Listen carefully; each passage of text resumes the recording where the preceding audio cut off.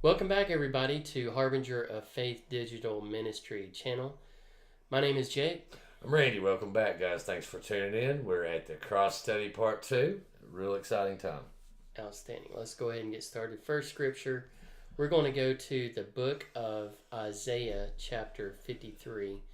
And a little bit of background on Isaiah 53. It was written somewhere between 650 to 720 something years before the birth of Christ, and the Dead Sea Scrolls were carbon dated to prove that it was written before Jesus. So one of the ways that you can really increase your faith is through Old Testament prophecy.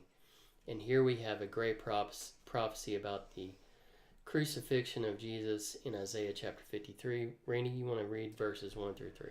Absolutely.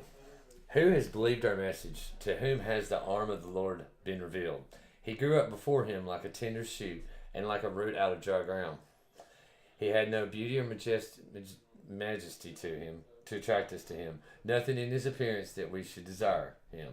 He was despised and rejected by mankind, a man of suffering and familiar with pain. Like one from whom people hide their faces, he was despised, and we held him in low esteem. Yeah. On to verses 4 through 7, Randy. Surely he took up our pain and bore our suffering, yet we considered him punished by God, stricken by him, and afflicted. But he was pierced for our transgressions, he was crushed for our iniquities. The punishment that brought us peace was on him, and by his wounds we are healed. We all like sheep have gone astray.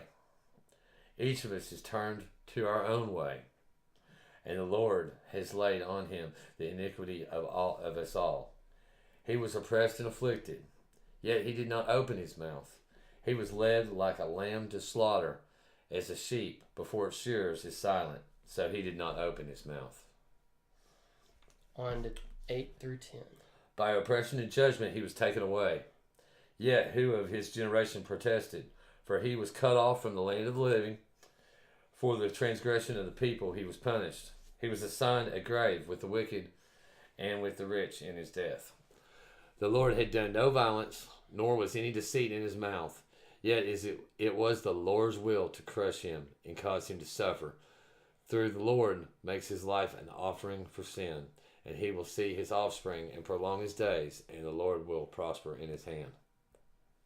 And then finally 11 through 12. After he has suffered, he will see the light of life and be satisfied. By his knowledge, my righteous servant will justify many, and he will bear their iniquities. Therefore I will give him a portion among the great, and he will divide the spoils with the strong, because he poured out his life unto death, and was numbered with transgressors. For he bore the sin of many, and made intercession for the transgressors. You know, one of the things about this, Randy, is it really describes how God looked at the cross and was foretelling it in Isaiah, the prophet. And I think most people have this perception about Jesus that haven't really studied the Gospels, that he came and was really quiet, and he kind of walked around as a very meek person and didn't really challenge a lot of people. He just kind of loved everybody, but that is not who Jesus was. Jesus came and he stirred up a lot of trouble, especially among the religious, and it cost him his life. As Christians, we can sort of expect the same thing, unfortunately, but it's a sobering prediction made in Isaiah, like I said, written 650 to 720 something years prior to the birth of Jesus, and the Dead Sea Scrolls were found proving that this was written before Jesus was born. So it's an incredible prediction that really should increase everybody's faith. Randy, you got anything you want to add?